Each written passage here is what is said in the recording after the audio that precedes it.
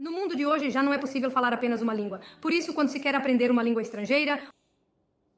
L'idée de la vidéo, elle m'est venue après une blague de ma petite sœur. Tu sais, les frères et sœurs, ils ont toujours une manière bien à eux de te montrer qu'ils te soutiennent. J'étais tranquille en train de créer un contenu de vidéo pour YouTube. Je la poste. Quelques dizaines de minutes plus tard, je reçois une notification sur WhatsApp. 4 messages de ma petite sœur.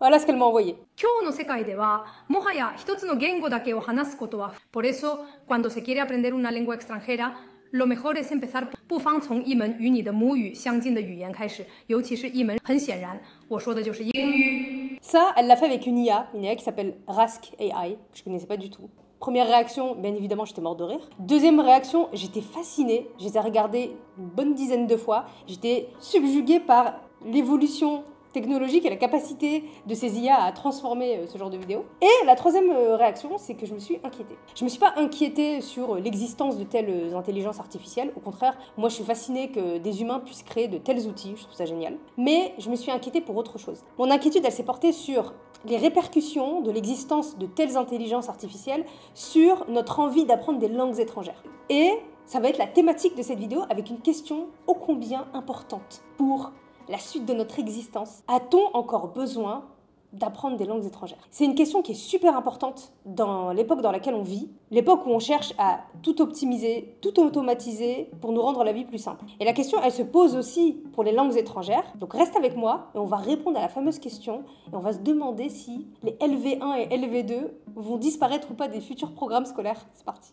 Avant ça, on va commencer par une autre question. Est-ce que tu sais combien il existe de langues à travers le monde? Moi, je t'aurais dit, 800, 1000, quelque chose comme ça. Mais en fait, il existe entre 5000 et 10 000 langues dans le monde, avec un consensus qui s'approcherait davantage des 7000 langues dans le monde. Il existe à peu près 7000 langues dans le monde. C'est énorme, mais si on fait un ratio entre le nombre de langues qui existent et le nombre de locuteurs dans le monde, on se rend compte qu'il y a une dominance. Les 10 langues les plus parlées dans le monde, elles sont parlées par quasiment 5,3 milliards de personnes. Ça fait à peu près 67% de la population mondiale. Et c'est fou quand on y pense parce que on se dit que si tu parles 10 langues sur les 7000 qui existent à peu près, tu es capable de communiquer avec plus de la moitié de la population dans le monde. Dans ce calcul, et dans toute notre discussion qui va suivre, on ne va pas prendre en compte tout ce qui est dialecte, argot, etc. parce que sinon, on s'en sortira pas. On va juste se concentrer sur les langues étrangères qui sont connues. Bref, tout ça pour dire que le langage, c'est la façon la plus naturelle et la plus simple de communiquer avec des autres êtres humains. Donc, ce chiffre-là et cette question-là des langues, elle n'est pas sans importance. D'ailleurs, vouloir apprendre des langues étrangères, c'est le rêve de beaucoup de personnes. Qui n'a pas rêvé d'être polyglotte et de maîtriser plusieurs langues? Et de tout temps, c'est même quelque chose qu'il a fallu faire, parce qu'il n'y avait pas d'autres moyens de communication. Tu voulais échanger avec un commerçant sur la route de la soie, il valait mieux se comprendre et donc parler une langue en commun. Tu voulais connaître un savoir, une idée qui était développée par un autre peuple dans un de leurs livres, pas le choix, il faut maîtriser la langue du livre avant de se pencher sur le contenu du livre. Et les savoirs du monde, ils ont pu se transmettre et s'échanger grâce aux travaux monstrueux de traduction que faisaient les érudits pour rendre accessibles tous ces savoirs-là. Et donc, à cette époque, c'est toujours le cas, maîtriser des langues étrangères, c'était contribuer au progrès humain au plus haut niveau. D'ailleurs, le métier de traducteur, il était tellement important et valorisé à une époque que, pour te donner un exemple, le calife Al-Ma'moun, qui est de la dynastie des Abbassides, 9e siècle, tout ça, il offrait aux traducteurs, comme Hunayn ibn Ishaq, de l'or qui était égal au poids des livres qu'il traduisait, en signe de récompense. Donc, quand je balance tout le temps la phrase « oui, le savoir illumine un peuple, une civilisation, etc. », là on a une image, une illustration, celle de l'oseille, ça parle toujours. On voit donc l'impact et l'importance d'une langue étrangère, en fait, pour le développement d'une société et d'une civilisation. Mais une langue étrangère, il faut l'apprendre. Et au-delà de la traduction, les polyglottes, ils avaient aussi pour mission, pour tâche, pour faculté, d'enseigner cette langue étrangère-là à leurs compatriotes et à ceux qui pouvaient pas ou voulaient pas se déplacer pour apprendre cette langue. Et on en vient à aujourd'hui. Aujourd'hui, dans notre système d'éducation, l'enseignement des langues étrangères, c'est un pilier des programmes de cours. LV1, LV2, tout ça tu connais. Et donc en principe, je dis bien en principe, on a à peu près 8 ans, voire même 9 ans de LV1 et 6 ans de LV2 à peu près dans les dents. Et encore une fois, en principe, 9 ans, ça devrait être suffisant pour maîtriser une langue étrangère. Je vais t'afficher à l'écran les objectifs fixés par l'éducation nationale concernant leur programme de maîtrise des langues. Et je pense que le constat, il est clair. L'école, elle ne fait pas le taf en termes d'enseignement des langues étrangères. C'est pas les profs que je critique dans l'histoire, c'est plus le système global qui est en échec à ce niveau-là. Comment ça se fait que, après 8 ans 9 ans d'études d'une langue étrangère, en général la LV1 c'est l'anglais la plupart du temps, comment ça se fait qu'après 8 ans, 9 ans d'apprentissage d'une LV1, des élèves ressortent du système sans maîtriser cette langue? Il y a quand même un problème quelque part. Et pourtant, ce système, il a fonctionné à un moment. Là, je vais faire mon instant petite vieille et compagnie. Quand j'étais au collège et au lycée, bon, j'ai pris LV1 anglais, LV2 espagnol. Je suis sortie de terminale, je maîtrisais l'anglais et l'espagnol. Donc, il y a deux possibilités. C'est soit le système fonctionnait avant et là, il ne fonctionne plus, soit j'ai eu de la chance dans l'établissement dans lequel j'étais. J'ai eu des profs exceptionnels qui m'ont permis de maîtriser ces deux langues. Et le truc, c'est que quand tu prends 8 ans d'une langue dans les dents et qu'à la fin de ces 8 ans-là, tu ne maîtrises pas cette langue, la seule chose que tu te dis, c'est ma faute si j'arrive pas à apprendre la langue. Et tu laisses tomber. Et j'ai envie de te dire que non, c'est pas ta faute. Tu peux apprendre des langues. Et j'espère qu'à la fin de la vidéo, justement, tu auras envie d'apprendre des langues. Et d'ailleurs, très vite, il y a une réalité qui nous frappe. Apprendre une langue étrangère, c'est difficile. C'est très difficile. Et pour t'expliquer pourquoi notre perception de la langue et pourquoi apprendre une langue étrangère, c'est si difficile pour nous, je t'ai fait un petit schéma. Globalement, il y a 4 grands aspects à prendre en considération dans l'apprentissage d'une langue. La grammaire, la conjugaison et la syntaxe, le vocabulaire et tout ce qui touche aux expressions typiques de la langue en question, la prononciation et l'accent, et enfin, la fluidité de la langue pour toi et la confiance que tu vas développer en la pratiquant. Il y a un 5e élément à prendre en compte, mais pas dans toutes les langues, c'est quand le système d'écriture est différent de celui de ta langue maternelle. Le truc, c'est que ces 4 aspects, ils n'ont pas du tout le même impact sur notre perception de l'apprentissage de la langue. Ici, c'est toi face à l'apprentissage de la langue. Plusieurs obstacles, plusieurs barrières vont s'ériger face à toi avant que tu n'obtiennes ce que tu désires tant, à savoir maîtriser cette langue en question. La première barrière, c'est la plus grande selon moi quand elle est présente, c'est le système d'écriture.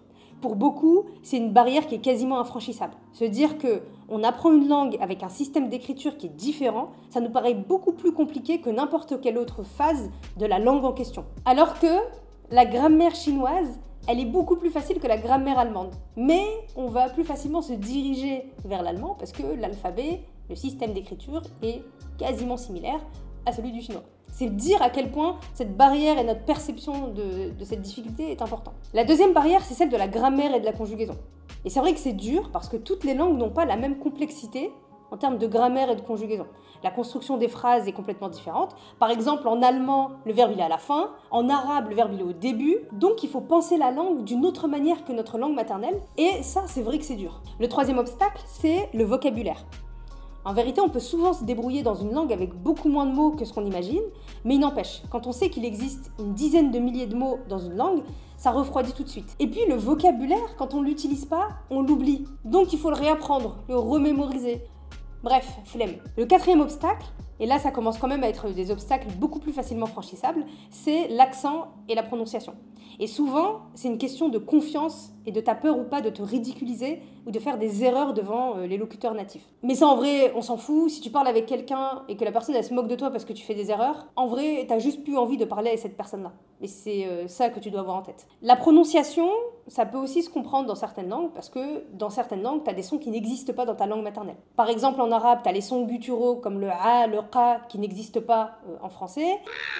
Tu as aussi en allemand, dans les langues scandinaves, certains sons que tu fais avec la bouche que tu n'as pas l'habitude de faire en français. Et c'est vrai que ça peut être un petit obstacle, mais c'est pas un obstacle qui nous semble aussi infranchissable que le système d'écriture. Avec le temps, tu sais que même si c'est contraignant, tu peux te débrouiller au bout d'un moment. Et enfin, le dernier obstacle, mais bon, t'es sur la fin, c'est les expressions. Par exemple, en anglais, It rains cats and dogs, ça veut dire il pleut des cordes en français. Et ça, c'est tout ce qui relève des expressions idiomatiques que tu peux connaître qu'à force de t'imprégner dans la langue et dans la culture de la langue ou du pays en question. Et comme tu peux le constater, notre motivation face à une des barrières, elle va aussi beaucoup dépendre de notre visibilité par rapport à l'objectif final que l'on a. Et aussi, le facteur temps est important parce que oui, apprendre une langue, ça prend du temps, ça prend beaucoup de temps. Par exemple, pour maîtriser le japonais couramment, c'est-à-dire avoir le niveau JLPT N1, leur cadre de maîtrise des langues, il faut à peu près 6-7 ans de japonais, mais régulier et intensif. Si ce n'est plus, si t'es moins régulier, etc.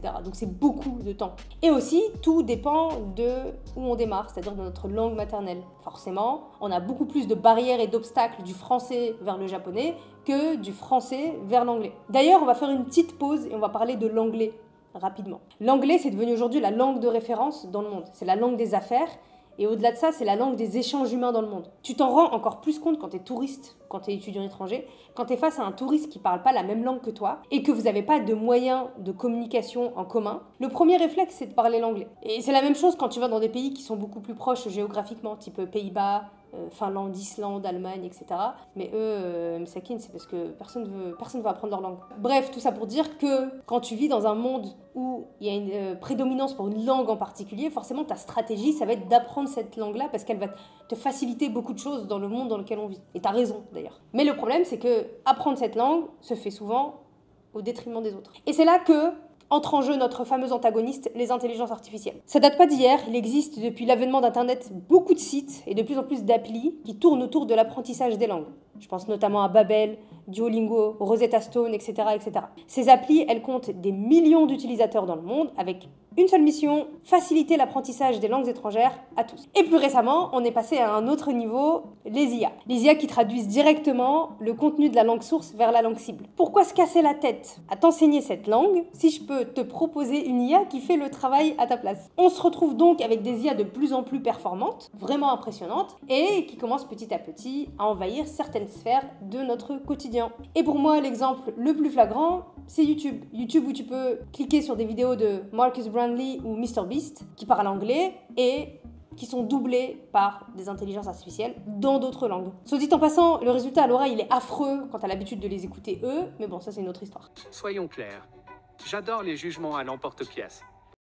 Et l'objectif de ces youtubeurs, il est plutôt clair, c'est faire tomber la barrière de la langue pour toucher le plus de monde possible. Et en soi, c'est bien parce que ça te permet de découvrir plein de nouveaux créateurs de contenu que tu pouvais pas comprendre à cause de la barrière de la langue et ça étend le champ de tes connaissances, etc. Mais l'essor de ces outils pose un problème qui se révélera pour moi être un problème encore plus important et plus grave dans les années à venir, c'est qu'il nous pousse à la paresse intellectuelle. Parce que apprendre une langue, c'est beaucoup plus que apprendre une langue. Tu sollicites beaucoup de parties de ton cerveau, tu crées de nouvelles connexions synaptiques dans ton cerveau, tu étends ton niveau de connaissance et surtout, tu développes une résistance de plus en plus grande à la difficulté et à la contrainte. Parce qu'en fait, il est là le problème majeur dans l'histoire, c'est que on est de plus en plus faible face à la contrainte et à la difficulté dans l'apprentissage. Et là, ça va plus loin que les langues étrangères. Dans tout ce qui relève de l'apprentissage, le premier réflexe aujourd'hui, c'est de trouver un moyen de rendre les choses plus faciles au risque de ne pas le faire du tout. C'est le constat le plus flagrant et le plus grave que je vois chez beaucoup d'élèves que j'ai aujourd'hui. Ils n'ont aucune résistance à la contrainte. À la moindre difficulté, c'est l'abandon. J'y arriverai pas, flemme. Et des fois, je reçois des questions qui sont aberrantes à mes yeux. Du style, est-ce que je peux lire un livre une seule fois et tout retenir d'un coup sans plus avoir à le toucher? Est-ce que je peux avoir des super notes pour mes examens sans que je touche à mes cours? Ça n'a pas de sens. Et le pire, c'est que ces questions, elles sont sérieuses. La personne qui m'écrit cette question, elle est vraiment sérieuse. Et moi, c'est ça qui me fait peur. Si on vit dans une société qui nous permet d'avoir la moindre chose sans le moindre effort, mais qu'est-ce qu'on va devenir? Et surtout, encore plus grave, selon moi, et pour moi c'est le pire, est-ce qu'on va pas assister à l'élitisation de l'effort intellectuel? Bah oui, parce que s'il y a un groupe de gens qui créent les outils pour faciliter à tous les autres groupes de gens qui ne feraient plus rien du coup et qui ne feront plus aucun effort intellectuel, est-ce que le savoir et donc le pouvoir n'appartiendrait pas qu'à ce petit groupe de gens? C'est très profond, on est parti loin là, mais ça va jusque-là en fait, la question de l'effort intellectuel. Et là, comme tu as pu le voir, je suis complètement sortie de l'apprentissage des langues étrangères, mais l'inquiétude dont je te parlais au début de la vidéo, elle est vraiment là. Si on n'est même plus capable, si on n'a même plus envie de faire l'effort d'apprendre une langue étrangère, aussi simple et proche soit-elle de notre langue, comme par exemple l'espagnol ou l'anglais quand on parle français, mais qu'est-ce qu'on aura envie d'apprendre après? Rien. Quelle attitude on aura face à la difficulté quand on voudra apprendre quelque chose? Et attention, là je dis pas que l'IA c'est l'antagoniste ultime et que l'IA c'est le début de la fin du monde. Pas du tout. C'est important de prendre les choses aussi de façon nuancée. Moi je trouve que les intelligences artificielles, c'est génial. D'ailleurs, j'utilise ChatGPT avec tous mes élèves et je leur recommande d'utiliser ChatGPT pour leur cursus, pour leurs cours. Mais c'est ça qui va faire toute la différence. Est-ce que tu vas utiliser ces IA comme des outils pour t'aider dans ton travail ou est-ce que tu vas utiliser ces IA comme moyen de faire le taf à ta place? Et la différence, elle est très grande entre les deux. Ça, je vais te dire une chose importante. Quand tu demandes à ChatGPT de traduire ton texte d'anglais à ta place pour les cours parce que tu as la flemme de le faire, tu n'as rien compris et tu ne sais pas à côté de quoi tu passes en termes d'apprentissage. Les efforts que tu vas déployer pour traduire ce texte toi-même, c'est ça le trésor de ta scolarité. Parce que ces efforts, ils ont un impact sur ta vision de l'apprentissage, sur ta perception de la difficulté et sur la vision que tu vas avoir de toi-même et de ta propre intelligence. Alors oui, utilise les IA pour les langues, mais utilise-les comme outils pour te faciliter l'apprentissage des langues. Utilise ChatGPT comme dictionnaire quand tu ne comprends pas des mots. Utilise-le comme prof de grammaire, comme prof de conjugaison. Utilise-le comme correspondant pour créer des échanges et t'améliorer dans la langue. Utilise les IA de traduction, si tu en as envie, pour comparer avec ta propre traduction. Et là, tu as tout compris concernant l'optimisation de ton apprentissage, mais pas au détriment de ton intellect et de tes efforts intellectuels. Après, bien évidemment, tu fais ce que tu veux. Tu peux laisser une IA dicter ta conversation entre toi et un japonais, mais tu pourras jamais vivre l'expérience profonde d'échange entre toi et lui quand vous partagez la même langue. Tu peux faire traduire tous tes textes vers le français, mais tu seras jamais subjugué, étonné par la profondeur, la beauté, l'humour, la fantaisie d'une langue étrangère. Et surtout, tu connaîtras peut-être jamais certaines facettes de ta personnalité. Parce que oui, quand tu apprends des langues étrangères, tu deviens presque une nouvelle personne. Tu intègres les aspects culturels de la langue de façon inconsciente et quand on parle une langue, il y a un nouvel aspect de notre personnalité qui transparaît. Quand je parle berbère avec mes parents, je suis beaucoup plus expressive qu'en français. Quand je parle anglais, j'ai l'impression d'être un peu plus jeune que quand je parle français. Quand je prononce les quelques phrases d'arabe que je connais, j'ai l'impression que mon côté poétique y ressort. Et quand j'ai des cours de japonais avec ma prof et que je sors quelques phrases en japonais, j'ai l'impression que c'est mon côté discipline qui ressort beaucoup plus et que je suis beaucoup plus protocolaire. C'est ça la beauté des langues étrangères. Et tu sais, chaque année, beaucoup de langues disparaissent dans le monde parce qu'elles ne sont plus parlées que par quelques personnes et quand ces personnes meurent, la langue et le patrimoine disparaissent avec elles. Et on perd des morceaux de l'histoire de l'humanité que les IA ne pourront jamais nous permettre de récupérer. Apprendre des langues, c'est donc un moyen de se challenger intellectuellement, de développer une vraie résistance à l'effort intellectuel, de multiplier et de créer de nouvelles connexions dans notre cerveau, donc de modifier notre cerveau en permanence. Ça permet aussi de s'ouvrir au monde, mais aussi ça permet de préserver notre histoire, l'histoire de l'humanité. Bon, normalement là, t'es motivé, t'as des étoiles dans les yeux, je t'ai mis des étoiles dans les yeux pour apprendre des langues étrangères. Et t'as envie de savoir comment on peut apprendre une langue étrangère de façon efficace, de façon optimale. Voici quelques conseils. Déjà, première chose et une bonne raison d'apprendre une langue étrangère. Parce que si tu as un crush sur un chanteur de K-pop coréen, c'est pas une raison suffisante dans le temps pour vouloir apprendre le coréen. Parce que si ton crush s'éteint, ton envie d'apprendre le coréen disparaît complètement. Donc, trouve une raison valable d'apprendre une langue, c'est super important. Renouvelle constamment ton intention et rappelle-toi surtout, prépare-toi mentalement à l'idée que c'est un marathon et que apprendre cette langue, ça va te prendre du temps. Consacre du temps régulièrement à l'apprentissage, même si c'est peu. Il vaut mieux que tu passes 10 minutes par jour sur la langue plutôt que tu passes 4 heures une fois par semaine. La régularité et la répétition, c'est la clé dans l'apprentissage d'une langue étrangère, même si tu passes peu de temps dessus. Exerce tous les aspects de la langue. Écoute des audios, regarde des vidéos, lis des textes, lis des posts sur Instagram ou autre dans cette langue-là. L'idée, c'est d'être tout le temps au contact de la langue, quel que soit le format. Plonge-toi directement dans la grammaire de la langue, même si c'est dur, et fais beaucoup d'exercices. Prépare ton cahier et écris, répète, quitte à écrire 55 fois le même mot jusqu'à ce qu'il te rentre dans le crâne, fais-le parce que c'est avec la répétition aussi qu'on maîtrise, on le répétera jamais assez. Si tu sens que apprendre en toute autonomie c'est dur, alors paye des cours. Oui, c'est une dépense d'argent, mais c'est une dépense utile et c'est une dépense qui sera rentable pour toi en termes de temps. Parce que oui, sache que la ressource la plus précieuse que tu dépenses dans ce voyage-là, dans cette aventure-là, c'est pas ton argent, c'est ton temps. L'argent, ça part, ça vient. Le temps, non.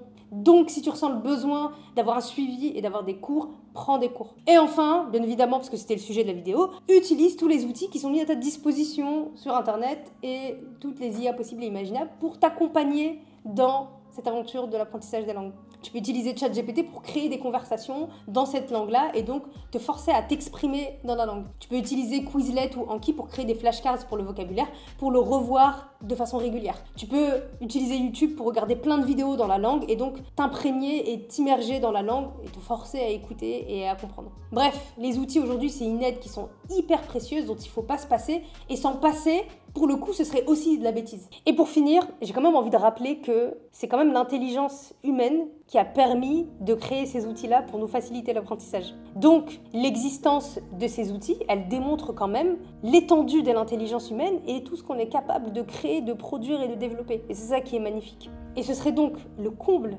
de l'ironie si ces outils-là nous poussaient à la paresse intellectuelle et à la bêtise la plus flagrante. Et finalement, est-ce que c'est pas ça le combat, notre combat du 21e siècle? Dans un monde où il n'est plus nécessaire d'apprendre pour avoir et savoir, est-ce qu'on réussira à continuer de développer notre envie d'apprendre?